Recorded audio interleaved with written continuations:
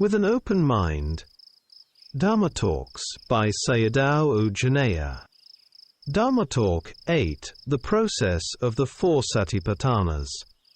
Based on a talk given during a 7-day Vipassana retreat.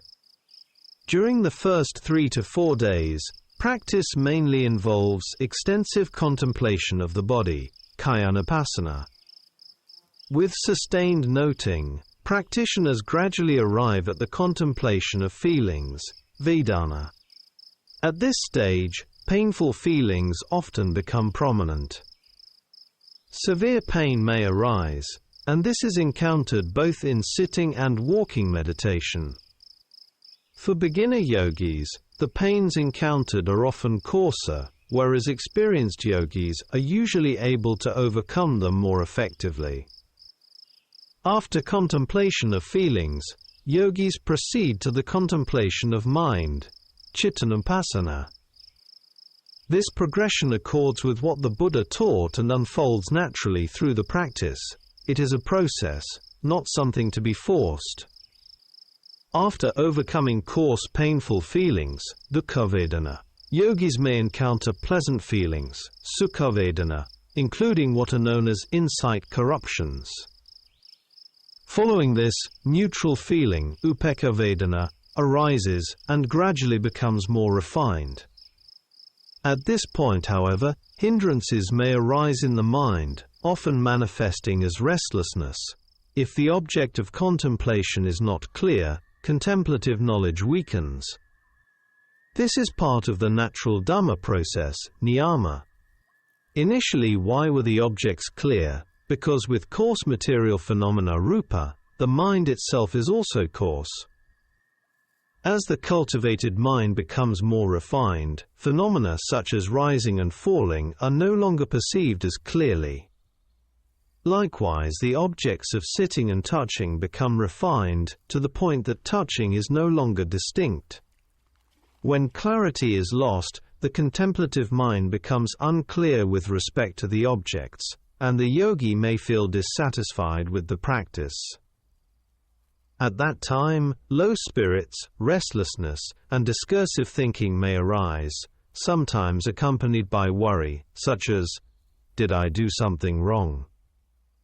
However, the practice is not deteriorating, it is developing. Yogis encounter experiences in accordance with their level of knowledge. For this reason, the Buddha taught contemplation of mind after contemplation of feelings. This stage is neither easy nor difficult in itself, it depends on the individual.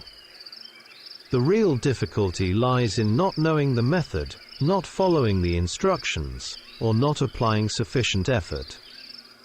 On effort, perseverance and contemplation of mind. For some practitioners who know the method and apply effort correctly, the practice is easy from the beginning to the end. For others, it appears difficult. This difference is not inherent in the Dhamma itself, but arises from differences in the way of practice.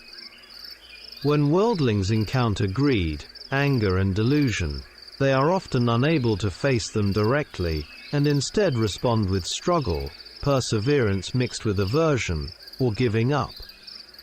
Therefore, it is essential to overcome all arising mental states through contemplation. People encounter dukkha because they are unable to contemplate with mindfulness, sati, and wisdom, panna, so as to understand the nature of the mind. It is very important to continually examine one's own mind.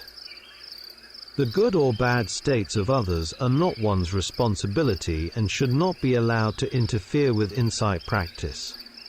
Insight practice is the task of the mind itself.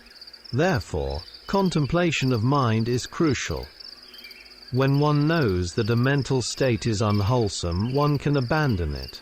This process is like a detective following closely behind, observing and checking the mind moment by moment. In the beginning, however, direct contemplation of mind is not appropriate. The reason is that the mind is subtle, refined and deceptive, easily leading to imagination and conceptual proliferation. Note on method and individual differences. Contemplation cannot be taken as a fixed rule. It depends on the individual and their character. Mogok Sayadaw often emphasized Satipaṭṭhānas, stating that for him it was effective in dispelling ditthi and discerning anicca. Venerable Adhikaramsi, Yu Sun Luen, once commented that, according to his experience, many yogis fail when practicing Satipaṭṭhānas, and that body contemplation is generally easier. On one occasion he instructed a yogi to contemplate the body, but when no progress occurred, he changed the meditation object to the mind. After that, the yogi was able to continue successfully. The commentarial tradition also suggests that those who contemplate the mind require strong samadhi. Proper sequencing in practice. First, one should thoroughly contemplate body and feeling. Only then does one arrive naturally at contemplation of the mind. When the mind follows its desires, it becomes coarse. Therefore, one should not give it free rein. At the same time, suppressing the mind is also incorrect, as suppression creates further tension and reaction. The Buddha's middle way, neither indulgence nor suppression, is profound and invaluable. During practice, if strong rapture piti arises, it should not be controlled. Instead, one should contemplate the desire to control. One must not go against nature, which is anatta. Where suppression is present, reaction inevitably follows. On the arising of elements and the danger at the time of death. The elements, dhatu, that frequently arise within the aggregates, khanda, can, at the time of near death, overwhelm the mind and body. For example, the arising of the wind element may produce intense and uncontrollable movements of various kinds.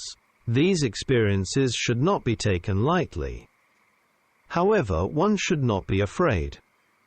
The Dhamma is not frightening you, rather it is warning you. Therefore, greater effort must be applied in practice. Unfortunately, most people are unaware of this danger or fail to remember it, continuing to perform all kinds of unwholesome actions rooted in ignorance and delusion. As a result, the four great elements frequently arise in an uncontrolled manner within the aggregates. Some people may directly experience the oppressive nature of the elements at the time of dying. For example, excessive sweating, internal heat, or bodily bloating may arise. If such experiences occur during the dying process, and one is unable to bear them due to ignorance or delusion, the result will be unfavorable. The future rebirth will be far worse than the present experience of dying dukkha. Mogok Sayadaw clearly stated, "Do not fear the arising of lobha, dosa, and moha. What should be feared is not contemplating them. When these defilements are contemplated, they arise only briefly. Over time, the defilements become thinner, and eventually they disappear."